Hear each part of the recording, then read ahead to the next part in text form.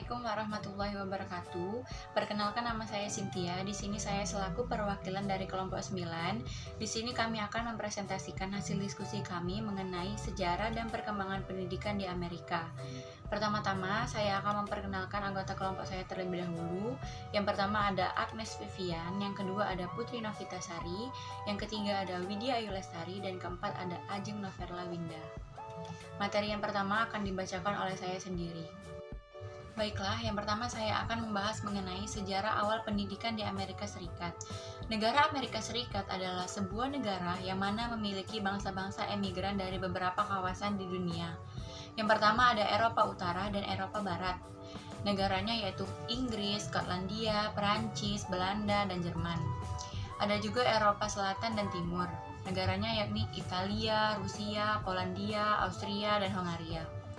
Sehingga membawa kepercayaan, ada istiadat, bahasa, dan berbagai segi-segi kebudayaan, sehingga menjadikan Amerika Serikat menjadi suatu tempat peleburan dari berbagai segala jenis kebudayaan asli dan para pendatang yang berasal dari benua hitam Afrika. Karakteristik utama sistem pendidikan di wilayah Amerika Serikat yakni yang pertama ada menonjolnya desentralisasi, yang kedua pemerintah federal Amerika tidak memiliki mandat untuk mengontrol atau mengadakan pendidikan untuk masyarakat. Yang ketiga, Amerika Serikat tidak mempunyai suatu sistem pendidikan yang berpusat. 4. Sistem pendidikan Amerika Serikat menghilangkan sistem sekolah yang memisahkan sekolah di Amerika Utara berdasarkan ras, khususnya antara orang yang berkulit hitam dan berkulit putih. Sistem pendidikan di Amerika Serikat memiliki beberapa tujuan. Yang pertama itu untuk mencapai kesatuan dan kebinekaan. Yang kedua untuk mengembangkan cita-cita dan protek demokrasi. 3. Untuk membantu mengembangkan individu. 4. Untuk memperbaiki kondisi sosial masyarakat. 5. Untuk mempercapai kemajuan nasional. 2. Sistem sekolah di Amerika Serikat. Setiap negara bagian di Amerika Serikat memiliki sistem pendidikannya sendiri-sendiri. Tidak ada sistem nasional. Pemerintah Amerika Serikat telah memberikan sejumlah besar uang kepada negara-negara bagian. Beberapa negara bagian memiliki dana sekolah yang sangat besar. Terdapat kepala dari pejabat eksekutif untuk menahkodai suatu sistem sekolah negeri di Amerika Serikat yang biasa dinamakan pengawas negara untuk pendidikan publik, yang bertugas sebagai membuat laporan, menguji guru, menginspeksi sekolah, mendistribusikan uang sekolah, mendengarkan permintaan para guru, dan memiliki wawasan umum atas kepentingan pendidikan negara. Dan di beberapa negara bagian dibentuk Badan Pendidikan Negara yang bekerja dengan pengawas negara yang berfungsi untuk menunjuk pejabat eksekutif untuk menjadi pengawas negara dan memiliki tanggung jawab umum atas sekolah. Sekolah-sekolah di Amerika Serikat terbagi menjadi sekolah dasar atau elementary school selama 5 tahun atau 6 tahun, sekolah menengah yang terdiri atas program 3 dan 4 tahun, sekolah menengah pertama dan atau senior high school, sekolah tinggi atau universitas. Studi di sekolah tinggi bertujuan memperoleh gelar bachelor. Studi lanjut tingkat sarjana strata 2 menempuh gelar magister. Politik pendidikan di Amerika Serikat. Amerika Serikat merupakan salah satu negara pelopor demokrasi. Sudah sejak lama, kebijakan pendidikan di Amerika Serikat itu sudah ada dan menjadi tanggung jawab dari pemerintah negara. Pemerintahan pusat memang menginvestasikan kebijakan pendidikan dengan cara memberikan tanah kepada negara-negara bagian untuk pembangunan fakultas-fakultas pertanian dan teknik. Selain itu, kebijakan pendidikan dilakukan dengan cara yang pertama, membantu sekolah dalam program makan siang. Yang kedua, menyediakan pendidikan bagi orang-orang Hindian. Yang ketiga, menyediakan dana pendidikan bagi para veteran yang kembali ke kampus untuk menempuh pendidikan lanjutan. Yang keempat, menyediakan pinjaman bagi mahasiswa. Yang kelima, menyediakan anggaran untuk keperluan penelitian. Yang keenam, melakukan pertukaran mahasiswa asing. Dan yang ketujuh, memberikan bantuan kebutuhan mahasiswa lainnya. Bantuan-bantuan yang diberikan itu diberikan secara tidak langsung, karena menurut Undang-Undang Amerika bahwa dilarang untuk memberikan bantuan secara langsung. Bantuan-bantuan tersebut diberikan kepada sekolah-sekolah agama dalam bentuk buku-buku teks dan laboratorium.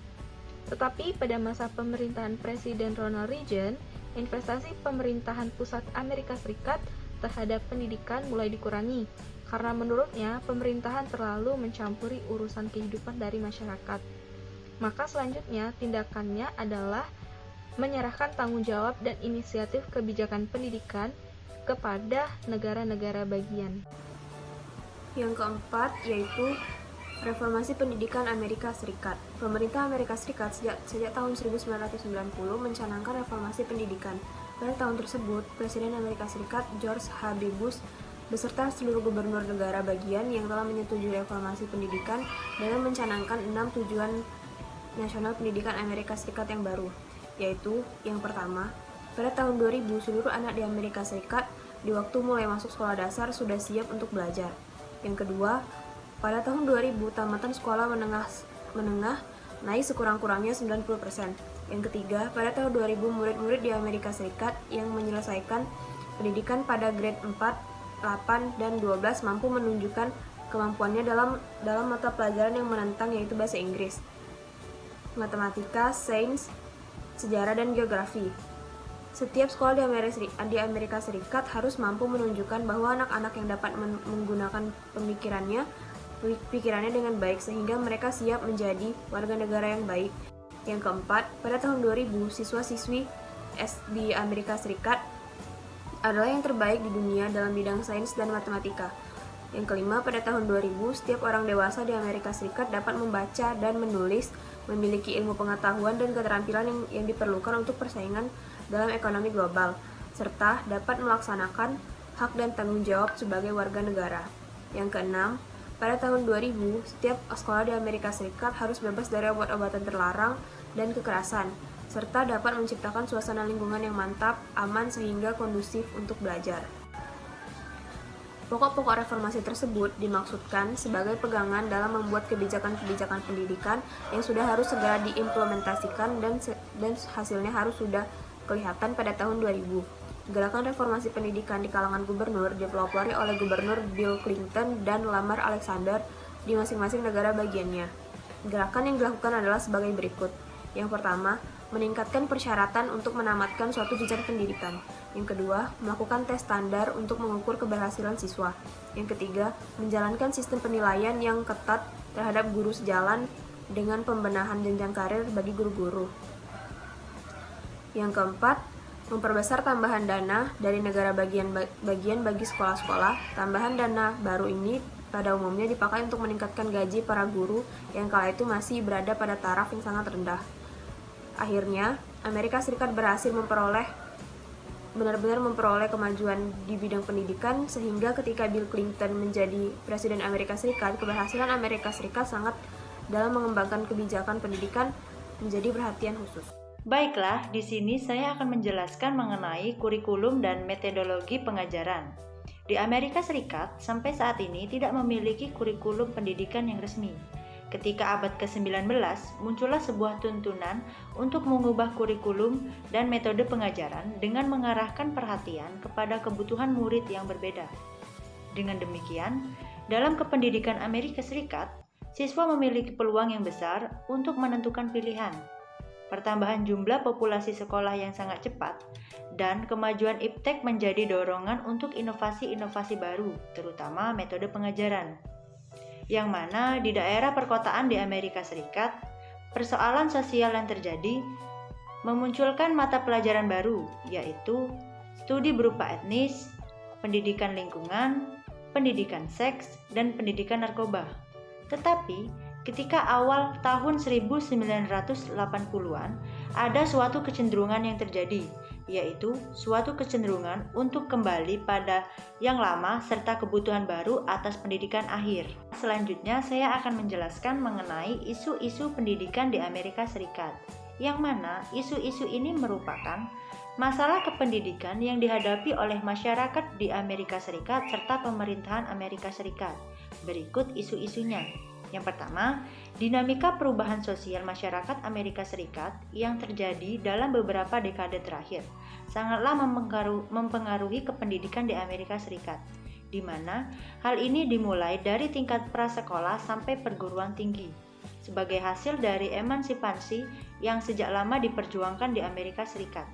Dalam kejadian ini, hampir keseluruhan perempuan sudah mendapatkan pendidikan yang sama dengan para pria, dan selanjutnya, kebanyakan para perempuan sudah mendapatkan tempat yang sangat luas dalam lapangan kerja, baik yang sudah memiliki keluarga ataupun yang belum berkeluarga.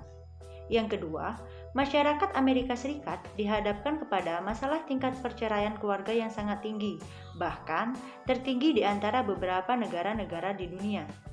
Yang diakibatkan dari kejadian ini adalah makin banyaknya anak-anak yang hidup atau tinggal dengan satu orang tua, dan pada umumnya mereka tinggal bersama ibunya, yang mana harus bekerja sendirian guna memenuhi kebutuhan hidup mereka.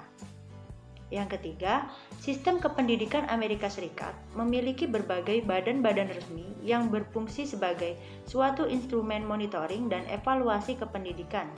Dan hasil dari beberapa penelitian dan informasi yang dikumpulkan, diketahui bahwa suatu kualitas kependidikan di Amerika Serikat mengalami suatu kemunduran yang sangat serius. Dan hal ini terjadi suatu isu yang sangat hebat atau hangat ketika dipublikasikan oleh berbagai media massa sejak tahun 1980-an. Itu tadi merupakan video presentasi dari kelompok kami. Semoga dapat membantu kalian semua dalam memahami materi mengenai sejarah dan perkembangan pendidikan di benua Amerika Serikat. Sekian dari kami. Wassalamualaikum warahmatullahi wabarakatuh.